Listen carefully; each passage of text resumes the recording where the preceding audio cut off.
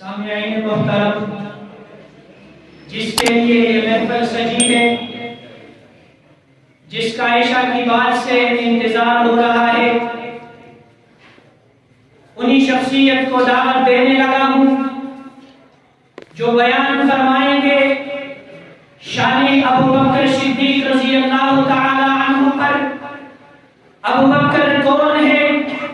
سب سے پہلے جس نے کلمہ پڑھا ابو بکر، سب سے پہلے جو اسلام لایا ابو بکر، سب سے پہلے جو ایمان لایا ابو بکر، سب سے پہلے جو مومن کہلایا ابو بکر، سب سے پہلے جو مسلم کہلایا ابو بکر، سب سے پہلے جو صدیق کہلایا ابو بکر، سب سے پہلے جس نے 40,000 دینار آقا کے قدموں میں رکھ کر صدقہ کر دیے ابو بکر، آقا خود پیدل جس کے دروازے پر چلے ابو بکر، جس نے آقا کو کندھوں پر اٹھایا ابو بکر، جس نے غار میں سب سے پہلے داخلہ کیا ابو بکر، جس نے غار کو صاف کیا ابو بکر، جس نے غار کے سوراخوں کو صاف کر دیا ابو بکر، جس نے چادر پھاڑ کر غار کے سوراخوں کو بند کر دیا ابو بکر، جو سب سے پہلے معبد کے جھونپڑی میں داخل ہوا ابو بکر، جس نے دودھ دھویا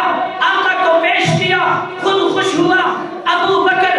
ابو بکر کے بارے میں آمنہ کلال فرماتے ہیں قیامت میں سب کے سب لوگ لرزہ برندام ہوں گے اللہ کے دربار میں، جس کو سب سے پہلے حساب دینے کے لیے پیش کیا جائے گا ابو بکر۔ جنت کے ساتھ 8 دروازے ہیں، 8 کے 8 دروازے جنہیں اپنی طرف بلائیں گے تو وہ بھی ابو بکر ہے۔ عزیزان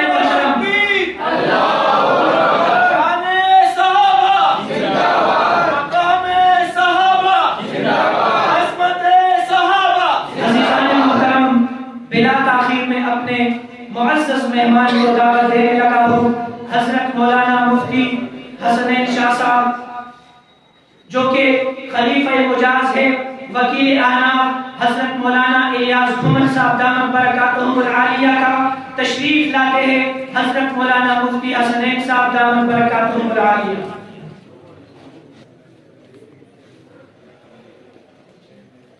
الحمد لله وحده لا شريك له، والصلاة والسلام على من لا نبي بعده، أما بعد فأعوذ بالله من الشيطان الرجيم، بسم الله الرحمن الرحيم، ومن يطع الله والرسول فأولئك مع الذين أنعم الله عليهم من النبيين والصديقين والشهداء والصالحين وحسن أولئك رفيقا، صدق الله العظيم۔ عن عمر بن الخطاب رضي الله تعالى عنه قال قال رسول الله صلى الله عليه وسلم أصحابي كالنجوم بأيهم اقتديتم اهتديتم، أو كما قال عليه الصلاة والسلام۔ اللهم صل على محمد وعلى آل محمد كما صليت على إبراهيم وعلى آل إبراهيم وعلى آل إبراهيم إنك حميد مجيد۔ اللهم بارك على محمد وعلى آل محمد كما باركت على إبراهيم وعلى آل إبراهيم إنك حميد مجيد۔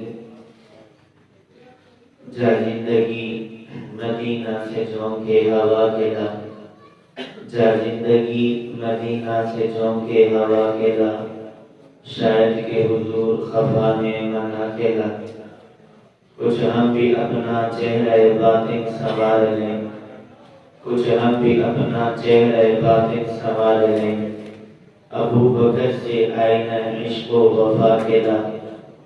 دنیا مسلمان پہ بہت ہی تنگ ہو گئی، دنیا مسلمان پہ بہت ہی تنگ ہو گئی۔ فاروق اعظم کے دور کے وہ نقشے اٹھا کے لا، جس گناہ نے محروم کر دیا ہمیں عثمان کے زاویے شرم و حیا کے لا۔ مغرب کی گلیوں میں مارا مارا نہ پھر اے گدائے علم، مغرب کی گلیوں میں مارا مارا نہ پھر اے گدائے علم، دروازہ علم سے خیرات جا کے لا۔ نہ میں کا ذکر نہ پینے کی بات کرتے ہیں، میں کہتے ہیں شراب کو، نہ ہم شراب کی بات کرتے ہیں اور نہ ہم شراب کے پینے کی بات کرتے ہیں، نہ میں کا ذکر نہ پینے کی بات کرتے ہیں، ہم اہل دل ہیں اور مدینے کی بات کرتے ہیں۔ نہ خدا ان سے راضی نہ مصطفیٰ ان سے خوش، نہ خدا ان سے راضی نہ مصطفیٰ ان سے خوش، جو اصحاب پیغمبر سے چلنے کی بات کرتے ہیں۔ مرتدل ہیں جو قائل نہیں حیات النبی کے صلی اللہ علیہ وسلم، مرتدل ہیں جو قائل نہیں حیات النبی کے، ہم زندہ دل ہیں اور جینے کی بات کرتے ہیں۔ میرے نہایت ہی واجب الاحترام قابل صد احترام آج کا ہمارا یہ پروگرام حضرت صدیق اکبر رضی اللہ تعالی عنہ کی شان اور ان کی منقبت سے معنون ہے، اور اسی کے ساتھ ساتھ یوم یکجہتی کشمیر بھی ہے۔ تو یہ دونوں عنوانات ہیں، اور مجھے جو عنوان دیا گیا ہے، سب سے پہلے تو حضرت صدیق اکبر رضی اللہ تعالی عنہ کی شان ہے۔ میں انشاءاللہ العزیز مختصر سے وقت میں، ایک مختصر کا معنی وہ ہے جو آپ کے پاس ہے اور ایک وہ ہے جو ہمارے پاس ہے۔ آپ مختصر کا مطلب سمجھیں 10 منٹ، اگر مولوی صاحب نے کہا مختصر انہوں نے آدھا گھنٹہ لیا، مختصر کا معنی وہ نہیں جو آپ لے رہے ہیں۔ مختصر کا مطلب یہ عنوان اتنا طویل ہے، لیکن اس عنوان کی بنیادی باتیں آپ حضرات کے سامنے قلیل وقت میں رکھی جائیں کہ وہ آپ کو سمجھ آئیں۔ تو انشاءاللہ العزیز اس عنوان پر اللہ رب العزت نے چاہا تو دلیل کے ساتھ بات پیش بھی ہوگی۔ اللہ ہمیں سمجھانے کی، سمجھنے کی اور پھر اس پر عمل کرنے کی توفیق عطا فرمائے۔ میں نے آپ حضرات کے سامنے قرآن مجید کی آیات مبارکہ میں سے ایک آیت اور احادیث مبارکہ میں سے ایک حدیث پڑھی ہے۔ اللہ رب العزت نے قرآن مجید میں یہ بات ارشاد فرمائی ہے کہ جس نے اللہ اور اس کے رسول کی اطاعت کی، اللہ رب العزت اس کو بطور انعام کے اللہ تعالیٰ نے یہ رتبہ اور مقام دیا ہے کہ یہ انبیاء کے ساتھ ہوں گے، اور یہ کل قیامت کے دن صدیقین کے ساتھ ہوں گے، اور یہ کل قیامت کے دن شہداء کے ساتھ ہوں گے، اور یہ کل قیامت کے دن اولیاء اللہ کے ساتھ ہوں گے۔ اللہ نے جو یہ بات ارشاد فرمائی کہ جس نے اللہ اور اس کے رسول کی اطاعت کی، توجہ رکھیں، میں یہ آیت کا ترجمہ سمجھا رہا ہوں، وَمَن يُطِعِ اللَّهَ وَالرَّسُولَ، جس نے اللہ اور اس کے رسول کی اطاعت کی، اللہ رب العزت اس کو بطور انعام کے کل قیامت کے دن اس کا حشر انبیاء کرام کے ساتھ، صدیقین کے ساتھ، شہداء کے ساتھ اور صالحین کے ساتھ۔ پتہ یہ چلا کہ اللہ تعالیٰ کے یہاں تمام کائنات میں 4 مراتب ایسے ہیں جن کا اللہ کے یہاں رتبہ بلند ہے۔ نمبر 1 انبیاء کے ساتھ کہ انبیاء کا رتبہ کائنات میں بلند ہے۔ نمبر 2 انبیاء کے بعد جس کا رتبہ اللہ کے یہاں بلند ہے وہ صدیقین کا ہے۔ اور نمبر 3 اللہ کے یہاں جو سب سے زیادہ بلند رتبہ ہے وہ شہداء کا ہے۔ اور نمبر 4 اللہ کے یہاں جو بلند رتبہ ہے وہ اولیاء اللہ کا ہے۔ پوری کائنات میں اللہ کے یہاں اگر کسی کا رتبہ بلند ہے تو پورے طبقات میں یہ 4 طبقات ہیں۔ اللہ تعالیٰ نے اپنے اور پیغمبر کی اطاعت کرنے والوں کو یہ انعام بھی دیا۔ اللہ تعالیٰ نے اپنی طرف سے اس انعام کا اعلان بھی فرمایا ہے، اور دوسری حدیث مبارکہ حضرت عمر ابن خطاب رضی اللہ تعالی عنہ سے روایت ہے، اللہ کے نبی صلی اللہ علیہ وسلم نے ارشاد فرمایا، اصحابی کالنجوم، میرے تمام صحابہ وہ ستاروں کے مانند ہیں، بِأَيِّهِمْ اقْتَدَيْتُمْ اهْتَدَيْتُمْ، تم نے میرے ان صحابہ میں سے کسی کا راستہ اختیار کر لیا، کسی کی اقتداء کر لی، بے شک آپ ہدایت پر ہیں۔ اب بات سمجھنے کی یہ ہے کہ اللہ رب العزت نے اس آیت مبارکہ میں اور اللہ کے پاک پیغمبر نے اس احادیث مبارکہ میں جو بات ارشاد فرمائی ہے، اس سے ہمیں سمجھ میں یہ آیا صحابہ کا رتبہ کتنا بلند ہے۔ اس کی وجہ اللہ تعالیٰ نے جب قرآن میں فرمایا کہ جس نے اللہ اور اس کے رسول کی اطاعت کی، اس کا حشر کل قیامت کے دن انبیاء کے ساتھ ہوگا، صدیقین کے ساتھ ہوگا، شہداء کے ساتھ ہوگا، اولیاء اللہ کے ساتھ ہوگا۔ اب ہم نے دیکھنا یہ ہے اللہ اور اس کے رسول کی اطاعت سب سے پہلے کنہوں نے کی ہے؟ اللہ اور اس کے رسول کی اطاعت کیا سب سے پہلے ہم نے کی ہے، یا اللہ اور اس کے رسول کی اطاعت کائنات میں کسی اور نے کی ہے؟ ہمیں اس کا جواب یہ ملا کہ اللہ اور اس کے رسول کی اطاعت اگر کسی نے سب سے پہلے کی، وہ صحابہ کرام ہیں۔ صحابہ کرام وہ ہیں جو اللہ کے نبی کی جماعت ہیں، صحابہ وہ ہیں جو صحابہ کرام کے شاگرد ہیں۔ اللہ کے نبی صلی اللہ علیہ وسلم کا زمانہ بھی پایا ہے، ایمان کی حالت میں اللہ کے نبی کی زیارت بھی کی ہے۔ اگر ہم اس بات کو دیکھیں، اگر خدا کی اطاعت کی باری آئے، صحابہ سب سے آگے ہیں۔ اگر اللہ کے پیغمبر کی اطاعت کی باری آئے، صحابہ سب سے پہلے ہیں۔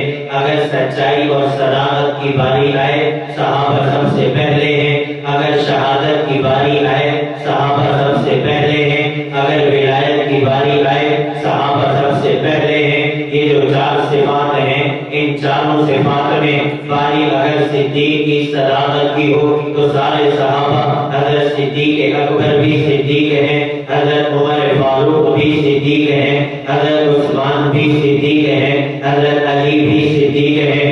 اگر شہادت کی باری آئے تو اللہ کے نبی میں، اللہ کے نبی صلی اللہ علیہ وسلم کے راستے میں جان دینے والے سارے صحابہ ہیں۔ اگر جان کی باری آئے، حضرت عمر فاروق نے اپنی جان کا نذرانہ پیش کیا ہے، حضرت عثمان نے اپنی جان کا نذرانہ پیش کیا ہے، حضرت علی نے اپنی جان کا نذرانہ پیش کیا ہے۔ اگر کائنات میں رتبہ شہادت کا ہے تو اس میں بھی سب سے بڑھ کر شہادت کے رتبے پر اللہ کے نبی کی جماعت وہ صحابہ کرام ہیں۔ اگر ولایت کی باری آئے، صدیق اکبر کو دیکھیں، بالولیوں میں سب سے آگے ہیں۔ اگر صدیق کی صداقت کی بات کو دیکھیں، سچ بولنے میں، اللہ کے نبی کی بات کی تصدیق کرنے میں صدیق اکبر سب سے آگے ہیں۔ حضرت عمر فاروق بھی اللہ کے نبی کی بات کی تصدیق فرما رہے ہیں، حضرت عثمان بھی اللہ کے نبی کی بات کی تصدیق فرما رہے ہیں، حضرت علی بھی پیغمبر کی بات کی تصدیق فرما رہے ہیں۔ جب سچائی کی باری آئے تو سارے صحابہ سب سے آگے ہیں، جب ولایت کی باری آئے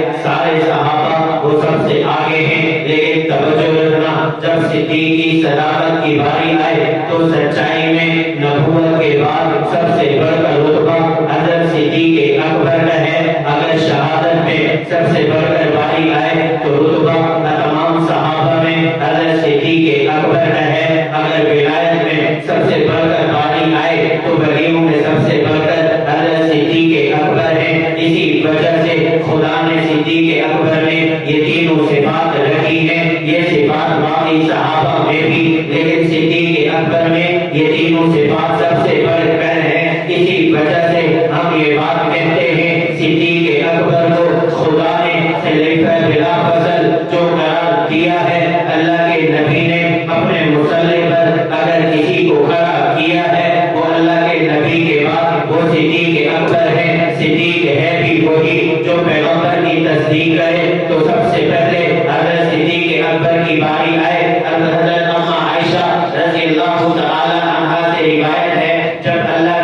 نبی صلی اللہ علیہ وسلم معراج کے موقع پر تشریف لے گئے. اللہ کے نبی کا معراج کا سفر ہوا. حضور پریشان ہوئے. جبرائیل سے پوچھا میرے اس سفر کی تصدیق کون کرے گا؟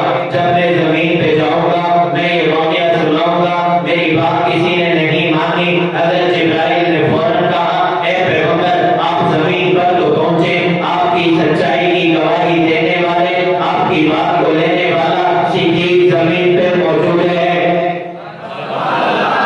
صدیق زمین پہ موجود ہے. آپ کو گھبرانے کی بات نہیں. یہی وجہ ہے حضرت صدیق اکبر رضی اللہ تعالی عنہ کا اصل نام تو عبداللہ ہے لیکن ابو بکر اللہ کے نبی ابو بکر صدیق اکبر کی کنیت ہے. ابو کا معنی ہے والا, بکر کا معنی ہے ولی. ولایت میں سب سے اول اگر صدیق اکبر کو دیکھیں وہ سب سے پہلے ہیں. ابو بکر کا معنی جو سب سے پہلے ہو. اگر پیغمبر کے کلمے پڑھنے کی باری آئے اللہ کے نبی نے کلمے کا اعلان فرمایا تو سب سے پہلے نوجوانوں میں کلمہ پڑھنے والے وہ صدیق اکبر ہیں, وہ ابو بکر ہیں. اگر اللہ کے نبی صلی اللہ علیہ وسلم کی بات کی تصدیق کرنے کی باری آئے تو سب سے پہلے ابو بکر ہیں. میں دلیل پیش کر رہا تھا کہ پیغمبر کے بعد حضرت صدیق اکبر رضی اللہ تعالی عنہ کو جو صدیق کا لقب ملا,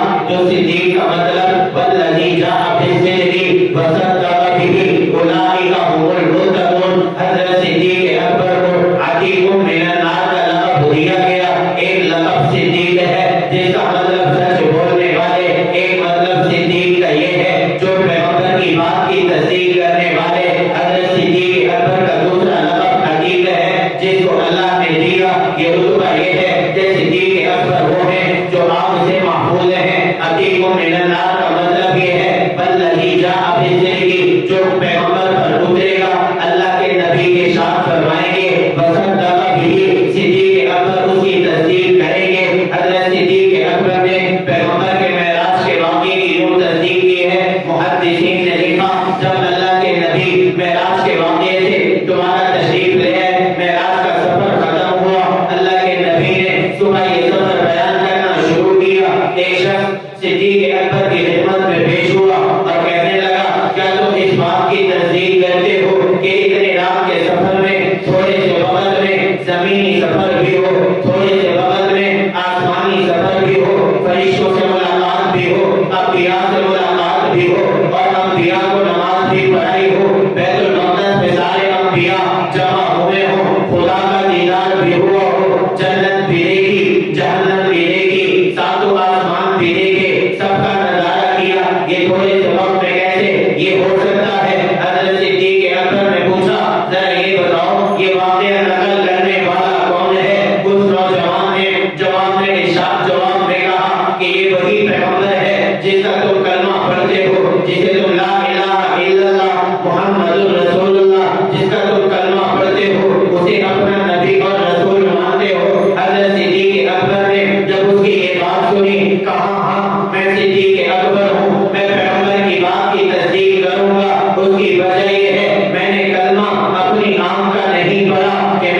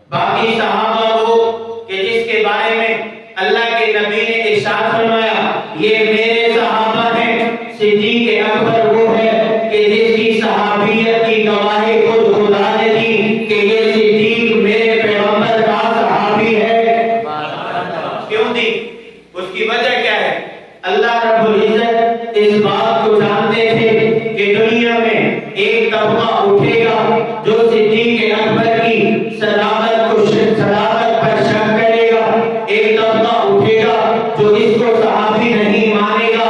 حضرت علی کو تو صحابی مان لیں گے، حضرت عثمان کو مان لیں گے، حضرت عمر کو مان لیں گے، لیکن صدیق کو نہیں مانیں گے۔ اس کی وجہ یہ ہے، صدیق تو میرا ہے بھی وہی جس نے پیغمبر کی چوکیداری کی ہے، میرا صدیق تو ہے بھی وہی جس نے پیغمبر کا سب سے پہلے کلمہ پڑھا ہے، میرا صدیق تو ہے بھی وہی جس نے اپنی کماری بیٹی پیغمبر کے نکاح میں دی ہے، میرا صدیق اکبر تو وہی ہے جس نے اپنی سب سے چھوٹی بیٹی عائشہ پیغمبر کے نکاح میں دی ہے، میرا صدیق اکبر وہ ہے جس نے مہاجرین میں اللہ کے نبی کے ساتھ افضل المہاجرین کا لقب پایا ہے۔ تمام کے تمام رتبے صدیق اکبر کے پاس ہیں۔ اگر پیغمبر کے بعد کائنات میں سب سے بڑا رتبہ ہے وہ صحابہ میں حضرت صدیق اکبر کے پاس ہے۔ دنیا میں وہ طبقہ بھی اٹھے گا جو صدیق اکبر پہ اعتراض کرے گا۔ اللہ تعالیٰ اس بات کو پہلے سے سمجھتے تھے، وہ عالم الغیب ہیں۔ اللہ تعالیٰ نے صدیق اکبر کی صفائی پیغمبر کی زبان مبارک سے صرف نہیں دی بلکہ اپنی زبان مبارک سے بھی دی، اپنی زبان مبارک سے بھی دی۔ اس پر ایک اور دلیل، ہم سب سورۃ البقرہ شروع کرتے ہیں، الف لام میم ذالک الکتاب لا ریب فیہ، کہ یہ جو کتاب ہے اس میں کسی قسم کا شک نہیں ہے۔ ذالک الکتاب، یہ کتاب لا ریب فیہ، اس میں شک نہیں ہے۔ ایک ترجمہ وہ ہے جو آپ کریں گے اور ایک ترجمہ وہ ہے جو میں کروں گا۔ ذالک الکتاب لا ریب فیہ، اللہ تعالیٰ نے یہاں اس کتاب قرآن مجید کے بارے میں یہ بات ارشاد فرمائی ہے کہ یہ کلام اللہ ایسا کلام ہے کہ اس کے بارے میں شک کی گنجائش بھی نہیں ہے۔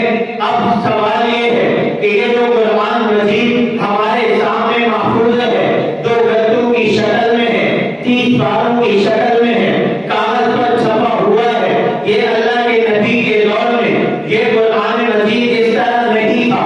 اس کو ایک جگہ جمع کروانے والے وہ حضرت صدیق اکبر ہیں۔ حضرت صدیق اکبر رضی اللہ تعالی عنہ نے پھیلے ہوئے قرآن کو ایک جگہ جمع فرما دیا۔ کہیں چپڑوں کی شکل میں تھا، کہیں پتھروں پہ لکھا تھا، کہیں لکڑی پہ لکھا تھا، کہیں درخت کے پتوں پہ لکھا تھا۔ حضرت صدیق اکبر نے جب اس بات کو محسوس کیا کہ پیغمبر بھی آخری ہیں، پیغمبر کی نبوت کو قیامت تک باقی رکھنا ہے اور پیغمبر کے اوپر اترنے والی کتاب قرآن مجید بھی یہ بھی آخری ہے، اس قرآن مجید کو قیامت تک باقی رکھنا ہے۔ اس کی ایک صورت تو یہ تھی کہ یہ قرآن مجید سینوں کی شکل میں منتقل ہوتا چلا جائے کہ حفاظ پیدا ہوں۔ دوسری شکل یہ تھی کہ اس قرآن مجید کو ایک جگہ جمع کر دیا جائے تاکہ قیامت تک یہ قرآن مجید چلتا رہے، اس میں کسی بھی قسم کا رد و بدل نہ ہو۔ تورات کو دیکھیں، وہ ایک جگہ لکھی ہوئی اس طرح نہیں ہے جس طرح قرآن مجید ہے۔ زبور کو دیکھیں، وہ اس طرح نہیں ہے جس طرح قرآن مجید ہے۔ انجیل کو دیکھیں، وہ اس طرح نہیں ہے جس طرح قرآن مجید ہے۔ تورات کو دیکھیں، اس کے حفاظ بھی نہیں۔ قرآن کو دیکھیں، اس کے حفاظ بھی ہیں۔ زبور کو دیکھیں، اس کے حفاظ بھی نہیں۔ قرآن کو دیکھیں، اس کے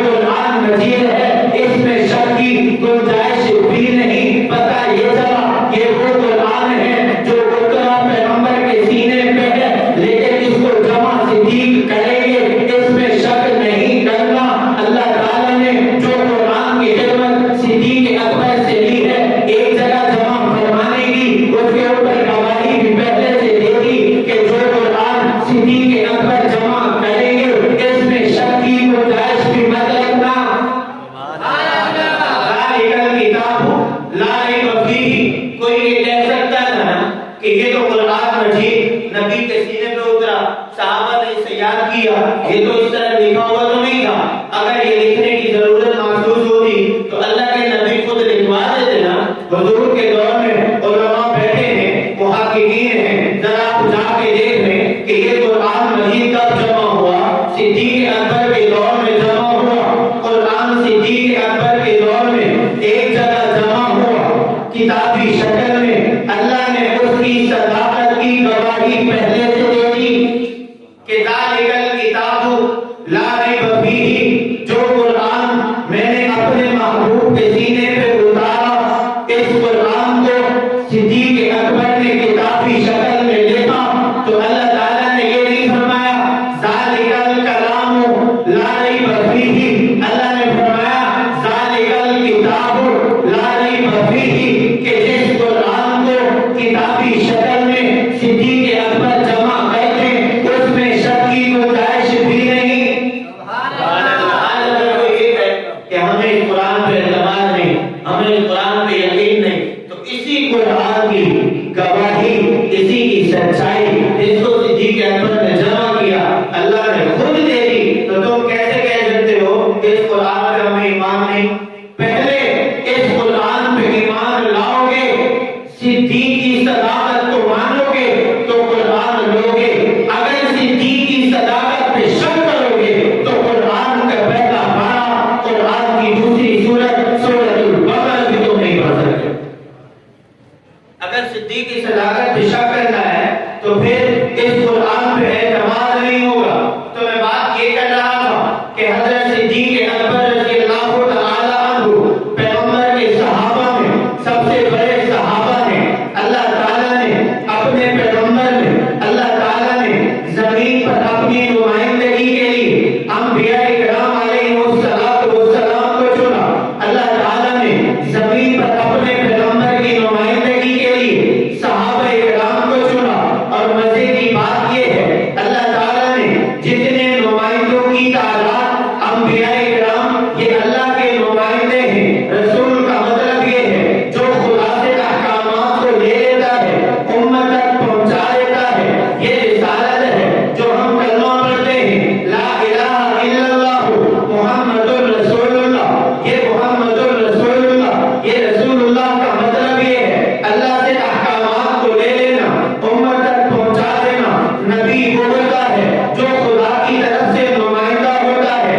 اللہ تعالیٰ نے ایک نمائندوں کا انتخاب اپنے لیے کیا جنہیں انبیاء کہتے ہیں، اور زمین پر اپنے محبوب کے نمائندوں کا انتخاب بھی کیا جنہیں صحابہ کرام کہتے ہیں۔ اللہ نے اپنے نبی کو رتبہ اور مقام دینے کے لیے اللہ نے یہ رتبہ دیا کہ اے پیغمبر اور نبی، جتنے نمائندوں کی تعداد میری ہوگی اتنے نمائندوں کی تعداد آپ کی ہوگی۔ اللہ تعالیٰ نے اپنی نمائندوں کی تعداد 1.25 رکھی ہے، پیغمبر کے نمائندوں کی تعداد بھی اللہ نے 1.25 رکھی ہے۔ انبیاء کی تعداد کو دیکھیں وہ بھی 1.25 ہے، صحابہ کی تعداد کو دیکھیں وہ بھی 1.25 ہے۔ اللہ تعالیٰ نے اپنی نمائندگی کے لیے جو سب سے بڑا رتبہ دیا محمد الرسول اللہ کو دیا۔ سارے انبیاء میں سب سے بڑا رتبہ محمد الرسول اللہ کے پاس ہے، اور اللہ تعالیٰ نے نبوت کے بعد صحابہ میں نمائندوں کے لیے جو سب سے بڑا رتبہ رکھا وہ محمد الرسول اللہ کے بعد صحابہ کی جماعت میں صدیق اکبر کا ہے۔ جیسے 1.25 انبیاء میں خدا کے یہاں سب سے بڑا رتبہ محمد الرسول اللہ کا ہے، اسی طرح صحابہ نمائندوں میں، نبی کے نمائندوں میں، صحابہ کرام میں سب سے بڑا رتبہ صدیق اکبر کا ہے۔ اگر باری نمائندوں کی ہو تو سب سے بڑا رتبہ دیکھیں تو محمد الرسول اللہ کا ہے۔ اگر خدا کے نمائندوں کی باری ہو تو سب سے بڑا رتبہ محمد الرسول اللہ کا ہے۔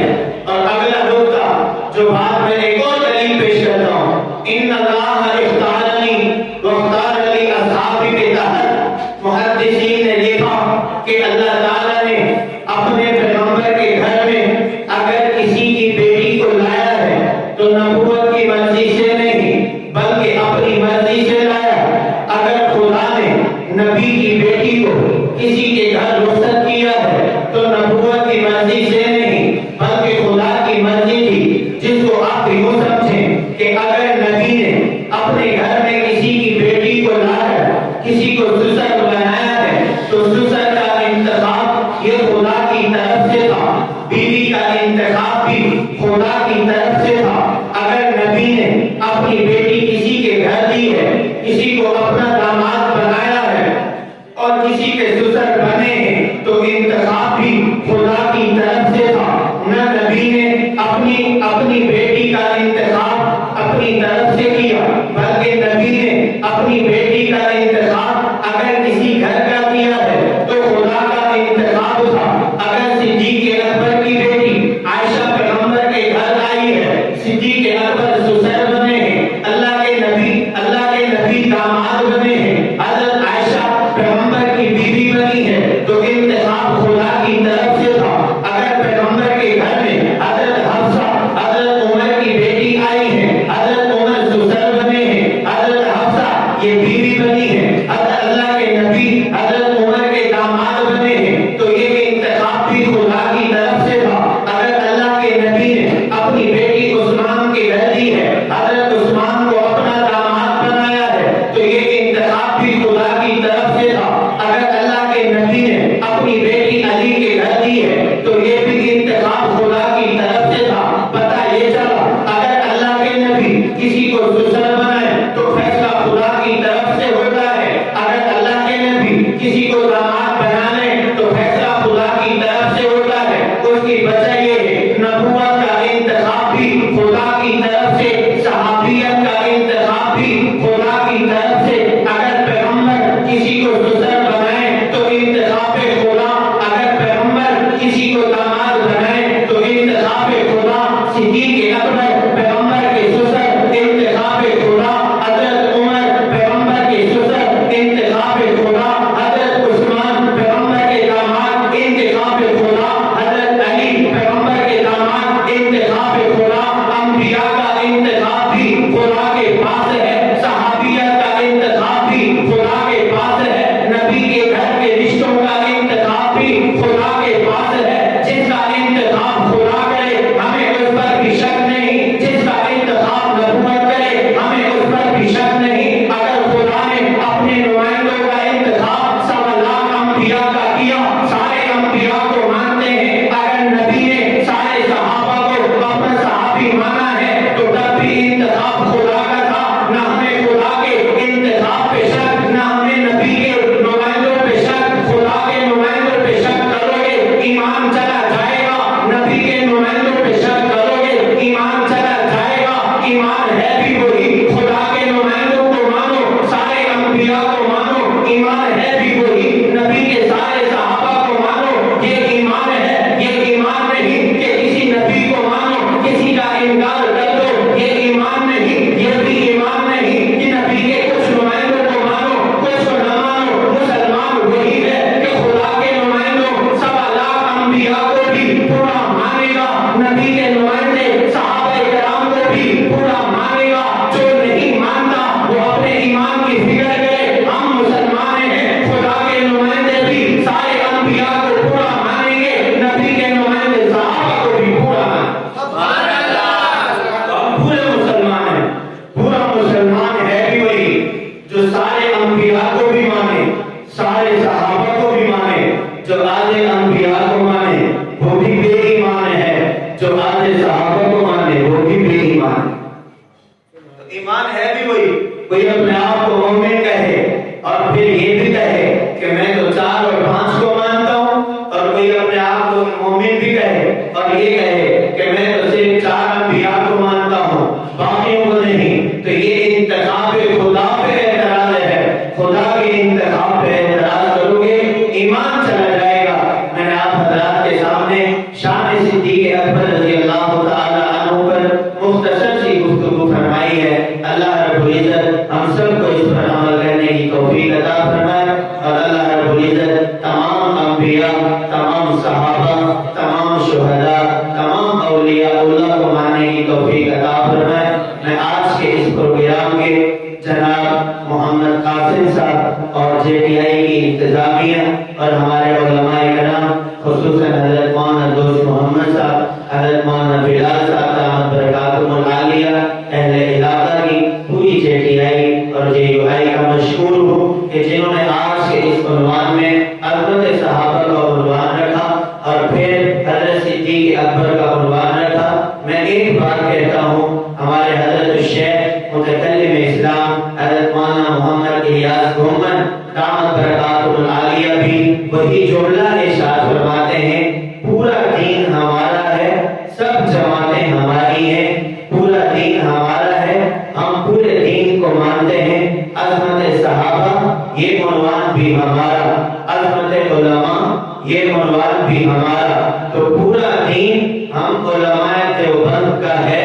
علماء دیوبند ہیں بھی وہی جو پورے دین کی بات کرتے ہیں۔ نظریہ اور پالیسی یہ الگ، نظریہ سب کا ایک ہوتا ہے، پالیسی سب کی الگ الگ ہوتی ہے۔ جماعتیں یہ جو الگ ہیں یہ نظریات کی وجہ سے نہیں، یہ جماعتیں الگ ہیں پالیسی کی وجہ سے، اور اختلاف نظریات کی بنیاد پر کیا جا سکتا ہے، پالیسی کی بنیاد پر اختلاف نہیں کیا جا سکتا۔ ایک مدرسے کی پالیسی الگ ہوتی ہے، دوسرے مدرسے کی پالیسی الگ ہوتی ہے۔ ایک مدرسے کی انتظامیہ کہتی ہے ہمارے طلباء کے لیے یہ اصول اور ضوابط ہیں، دوسرے مدرسے کی انتظامیہ کہتی ہے ہمارے مدرسے کے یہ اصول اور ضوابط ہیں۔